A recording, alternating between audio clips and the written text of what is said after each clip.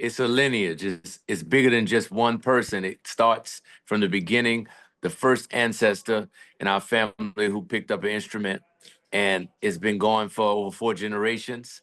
And I'm grateful that I'm the one to inherit this rich cultural inheritance of New Orleans music, of folk, blues, jazz, gospel, soul, funk music. It's a very rich lineage of music. We actually wanted to connect to record for We Are, but the timing didn't work out for us to connect until World Music Radio. But it actually was better for this album in many ways. You're not just a musician who comes and performs and plays and spends time in the studio releasing albums and doing concerts. You give your personality, your voice to causes. It's not about the cause. It's not about any politics or anything like that. It's just about love of thy neighbor, loving people, loving and being the best possible version of yourself that you were made to be on this earth. All right. From all of Boom. us at Radio One, we're so excited. Jon Batiste is coming to India for the very, very first time. 24th and 26th of November, two dates. One in the national capital, one in the commercial capital, Delhi and Mumbai. And here he is, the man himself. Jon, what an honor. How are you today? I'm great. I'm on tour and I'm sending y'all love in India. You know, Jon, we've had, just like you guys have Christmas holidays, we've had Diwali holidays. I drove in Yes. from out of town today because I was out with the family on a picnic, and the Big Money album was playing loud in the car. What a Ooh. banging album. I love the Randy Newman song. I love the Andra Day song. There's not a note that's not perfect on that album. And it must make you very happy because critics, fans the world over are loving Big Money.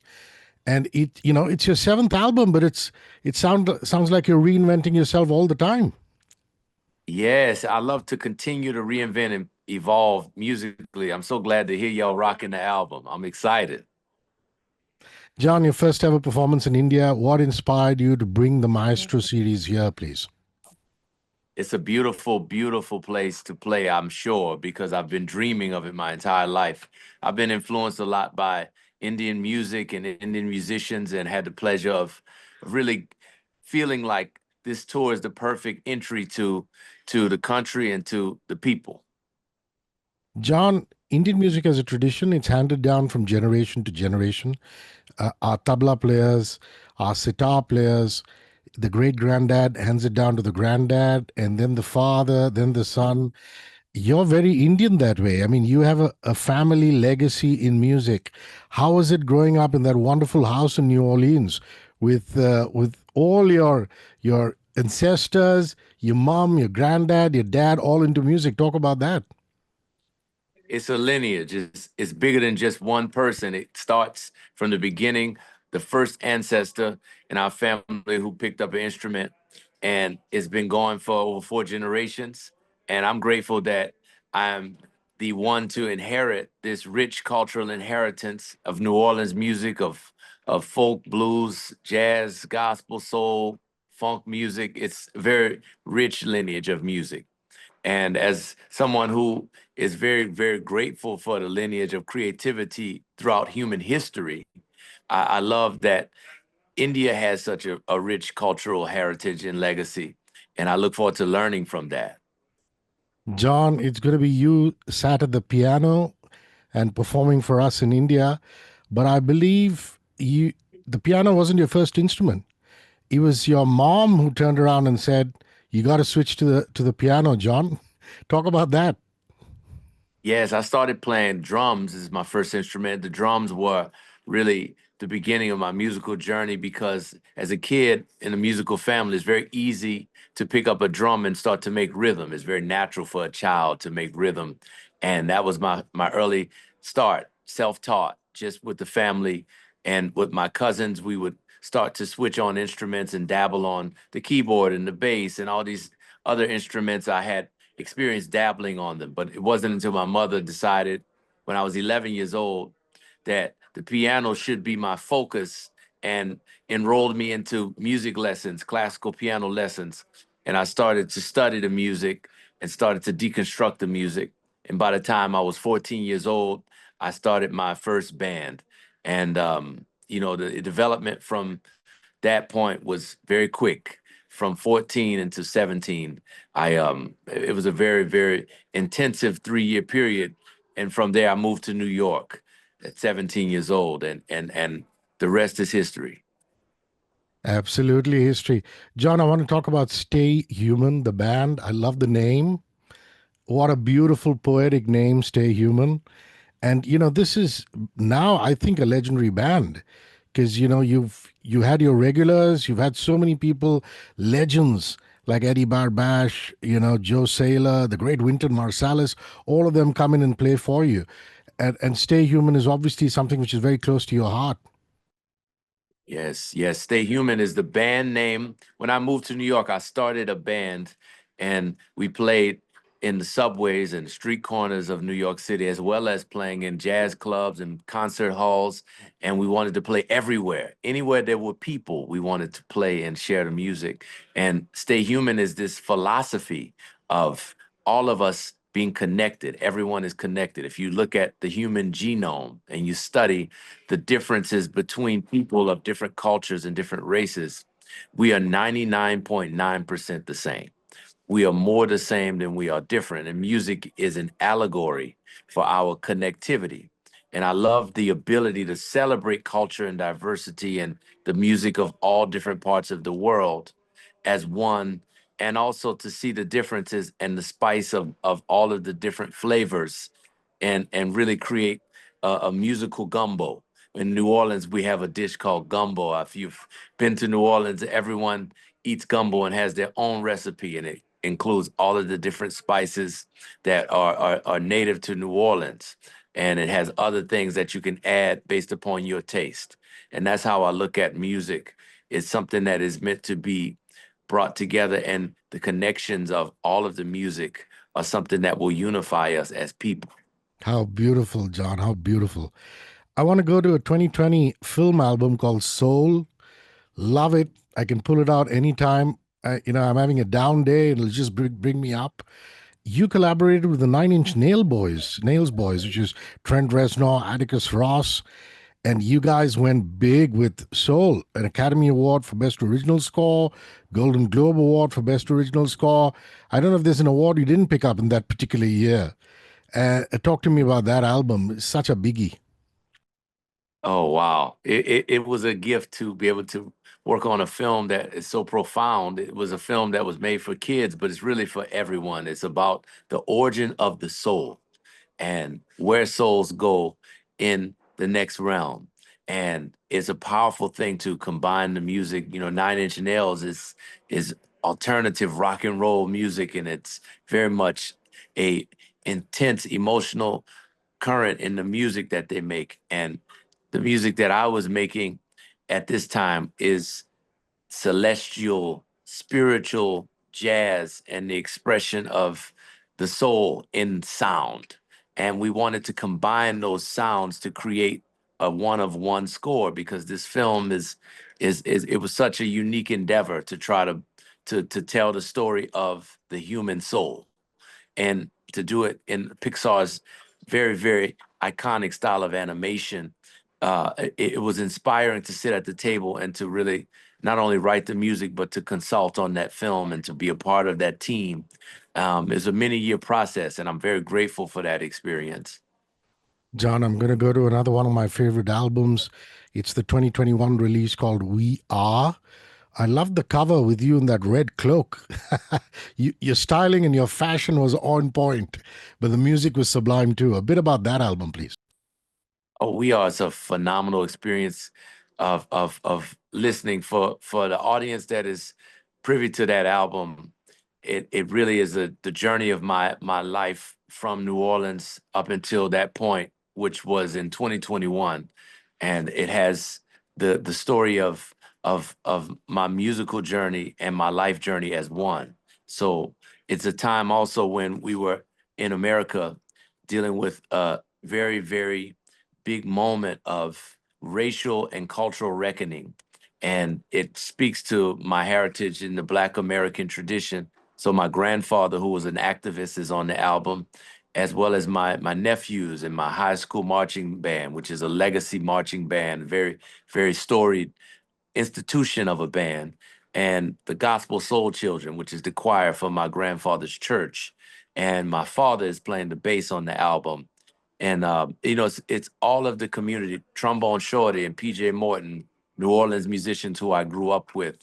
So that album and the songs on that album are very instrumental to my foundation.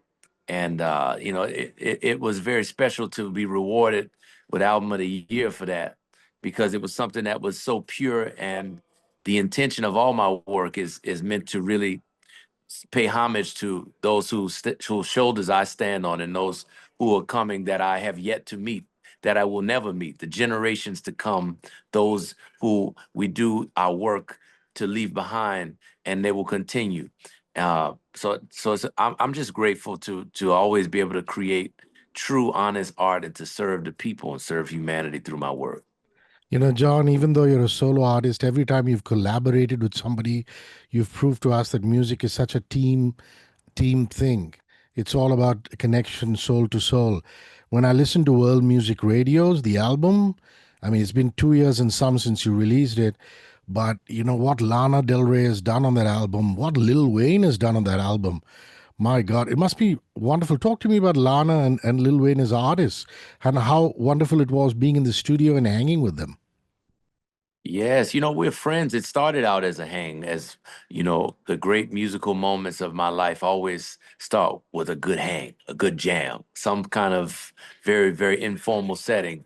Lana and I were hanging out in her home, actually in Los Angeles, just as friends, talking about music, talking about life, and it was beautiful. One of our first times meeting. The piano was on the side, and I started to play, and she started to sing, and it was just a very natural chemistry. So we decided to take that to the studio, and it ended up with us creating a lot of music, some of it coming out on her album of the same year as World Music Radio, and also the music that we made together on World Music Radio for my album. And the same thing happened with Wayne, who Lil Wayne is actually from the same neighborhood that my family is from in New Orleans, one of the same streets, one of the same neighborhoods. We grew up about 2 or 3 minutes away from each other. He's a little bit older than me, so we didn't know each other growing up, but we're from the same area and had always wanted to connect. We actually wanted to connect to record for We Are, but the timing didn't work out for us to connect until World Music Radio, but it actually was better for this album in many ways. So it was an exchange, and we've done music together. And a lot of my friends who are great artists, and they have a different mode of expression, different genres, if you will. We always think of ways to do it, to sometimes collaborate, but it has to be organic. It has to be very natural for me in order to step forward. You know, John, there are kids who are already becoming inspired by Jon Batiste, and they are going to carry forward the legacy that you've set for them, just like you took forward the legacy of James Brown and John Coltrane and Nina Simone and Miles Davis and all these legends. You know, you talk so beautifully about jazz music and the improvisation in jazz music, but at the same time, you're a fan of Beethoven, and you did an album called Beethoven Blues. So, jazz and Beethoven, is there a connection? Oh, yes. Music is a capturing of the sound of a people in a time, in a cultural context. They exist in the world, for him, Leipzig, Germany, and growing up and creating music in that context. But the internal world of a person, as I said before, when we were talking about the connectivity of humanity, our soul was within is the same. So I hear things in Beethoven's soul and the way he saw the world that I hear in the music of John Coltrane, and that I hear in the music of Ravi Shankar, and the music of Nina Simone, and the music of Beyonce. I hear connections, and I think about whether I'm going into a classical space or a jazz space or a folk music space. Oh, world music space. I'm just looking at the connections between humanity across time. We time travel when we make music, time traveling by going into the past, bringing it into the present, and forecasting and creating the future. We're time traveling. And I don't look at it as a static endeavor when I look at classical music. I don't think the score is where it stops. I have respect for the score, and I've studied score. Obviously, I went to Juilliard and studied music, and am serious about the understanding of music. But as Charlie Parker, the great bebop saxophonist and American musician, said, you must learn it so that you can forget it. Wow. Oh, I'm loving your words. John, I'm going to come back to the India tour. You know, I'm a Mumbai boy, and the theater you're going to perform in, the NMACC, is beautiful. I don't know if they've shown you pictures of it. Lots of Broadway musicals have come and performed there. They have a music pit, and of course a stage where the actors perform, musicians perform, but also a music pit where actually live music is conducted. Lovely Mm. seating. It's a great venue, and also the one in Delhi, the Bharat Mandapam. Talk to me about what's going to be on the playlist. What can fans expect? Are they going to do bits of We Are, Soul, Beethoven Blues? I don't know. What can we expect in the Maestro series in India? It's beautiful to walk on stage and have the audience and the piano and all of it existing in a space where anything can happen. And I channeled the show. The moment tells me what to play next. And the audience, we create this feedback loop. It's a reciprocal emotional relationship between the audience and I, and we co-create the show together by our transfer of energy. Is very spiritual, and I'm playing songs from Beethoven blues. I'm playing songs from We Are, World Music Radio, big money songs, new music.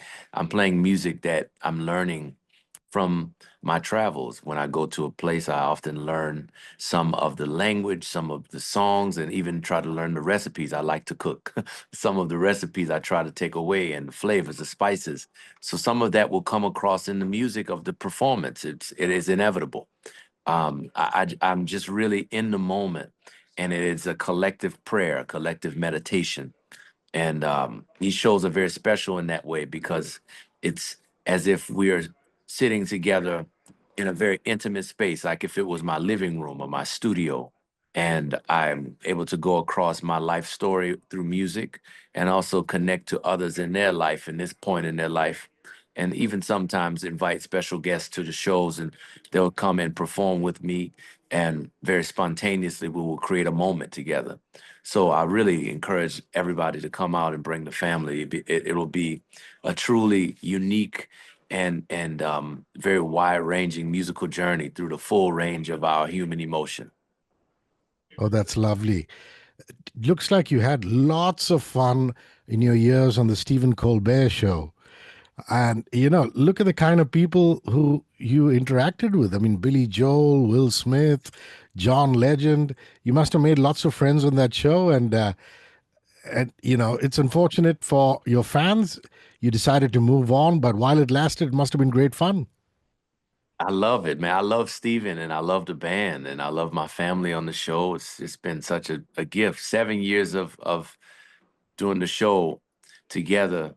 We shared so many memories and there's so many moments that I think back about and still am learning from in terms of just how far the journey has taken me from New Orleans to New York to being on Broadway and on television every night and to traveling the world now and performing and touring. It's a lot to process. But yes, I've made a lot of friends, a lot of incredible memories, as I said. But most importantly, just thinking about how proud I am for what we accomplished in the show culturally to kind of create a space for certain music and certain conversation, certain dialogue that you wouldn't see very regularly or at all on the cultural scene and put it on the world stage in a way to a lot of times folks will come to me and say, I heard you playing these compositions on late night. You brought jazz back to late night, or you brought, classical music or different things to the world in a different way in this time.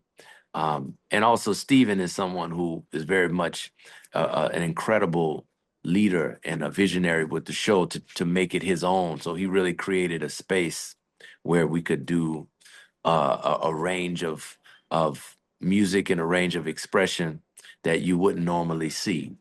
So it was a great journey. And Joe Saylor, the drummer in the band, Louis Cato, you know, we go way back. We've been playing together. Joe and I met when we were in high school, and Joe Saylor was the band first drummer in Stay Human and was the only drummer in Stay Human. So imagine us playing together from high school for a decade or more, and then going on the show together for 7 years. And those experiences coming together and bringing that history to the bandstand on late night. So it was just, it's a very beautiful exchange. John, you're a wise soul. I love that you talk bits of Indian philosophy when you talk about the reincarnation of the soul and things like that. But what I also love and respect about you as a human being is you're not just a musician who comes and performs and plays and spends time in the studio releasing albums and doing concerts. You give your personality, your voice to causes. You were so invested in the Black Lives Matter movement. You support so many charities. You give your weight to so many initiatives. It's important for you, isn't it? Talk to me about that. There's a difference between your resume virtues and your eulogy virtues. And, this is something that a friend of mine, well, actually, the David Remnick, I read this. This is resume virtues are the things that you uh, are known for in the world, and things that you add to impress those who may want to give you an opportunity or employ you or to give you status in the world. And eulogy virtues are the things that people say about you when you pass into the next realm and when you pass away, and the things they say. And those are the most important things that someone will say about you. He was kind. He was nice. He spent time with me. He was funny. He really gave of himself, or he was someone who, always knew how to say the right thing at the right time so that I could know, when I was around him, there would be an infusion of self-esteem and love and soul. These are things that you should consider as the chief value, the chief virtues that you build in your life. And the resume virtues, they come from being rooted in that. And I believe that's the most important ways we live our life. No one is on their last breath or their deathbed and thinking about the resume. And you think about how good was I as a brother, as a sister, as a mother, a father? How good was I as a spouse? How good was I as a friend? How much did I create honestly and share honestly and enjoy the work?